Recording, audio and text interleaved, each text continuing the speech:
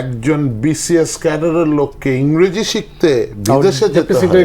আমি যদি মানে সজ্ঞানে থাকতাম আমি কচু পাতাতে আত্মহত্যা করতাম। মানে আমলাদের নিয়ে কিন্তু এই হাসিনাও কিছু করতে পারে নাই, ইউনূস স্যারও কিছু করতে পারে নাই।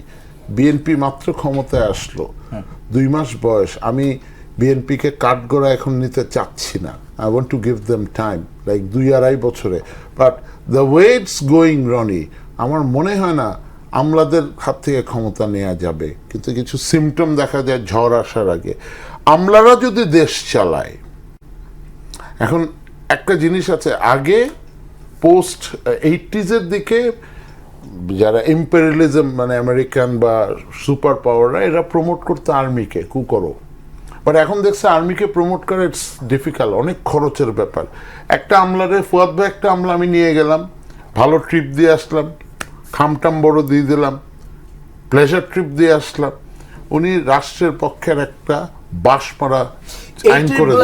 মাঝে মধ্যে আমরা দেখি ইংলিশ শিখতে যায়, ফ্যানের সুইচ অফ করা অন করা শিখতে যায়, এর মধ্যে হয় একটু ইংলিশ শিখতে, যদি ইংলিশ শিখতে আমি জানি না এটা কি, বাট আমাদেরকে যদি একজন বিসিএস ক্যাডারের লোককে ইংরেজি শিখতে বিদেশে যেতে হয়, হ্যাঁ ডিএস লেভেলে, আমি যদি মানে সজ্ঞানে থাকতাম আমি কচু পাতাতে আত্মহত্যা করতাম। মানে আমি লজ্জা লাগছে।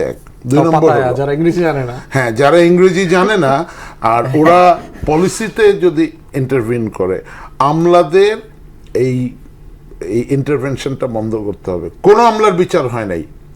আমার জেনারেল এরশাদ, উনি আমার সিনিয়র বলে স্যার বলতেছি, but he is a fascist. He went to jail. Many general, Ziaul Hasan খুনি, মানে খুনি জিয়াউল হাসান, আমার মা যখন ক্যান্সারে আমাকে একটু থ্রেট করছিল, but I have respect for him. কি জন্য? ইউনিফর্মটা পরছে। ওকে আমি বলছি আল্লাহ তোকে হেদায়েত করো। আমার মার কিন্তু ক্যান্সারে মারা যাচ্ছে, জানে 3 মাস, ও জানে। আমাকে ফোন করে বলে, স্যার ফেসবুকে লাইভ করতেন, ওইটাই তো ভালো, লেখালেখি করি কি হবে। আজমি স্যারকে দেখেন নাই? আজমি স্যারের কেউ বাঁচাইতে আসছে? আপনি মোহাম্মদপুরের পোলা, আপনি এই সেনাপ্রধান বাঁচাবে, আপনার পছন্দ করে, এগুলি কি?